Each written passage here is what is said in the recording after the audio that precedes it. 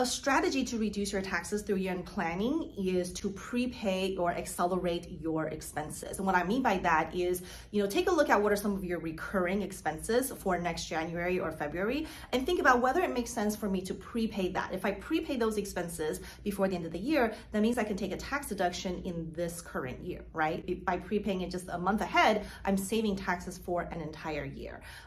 Now, the other thing to consider is when we say prepay expenses, most of us are cash basis taxpayer, which means that even if you charge something on a credit card, that could still be a deduction for this year, even though you might not be paying off the charge on that credit card until next year. Also, if you're going to any real estate conferences or trips, whatever you're prepaying for this year could be a deduction in the current year, even if the trip or that education doesn't happen until next year. Now, here's a word of caution. We have to be careful of what we're prepaying for, right? We want to make sure these are things that are necessary, and also prepaying for things where there's not a lot of risk associated. And what I mean by that is you probably don't want to prepay a significant amount of money to your contractors for rehab work next year because you might not see them again. So tell me, what are some of the things that you can prepay to accelerate your expenses for your year-end tax planning?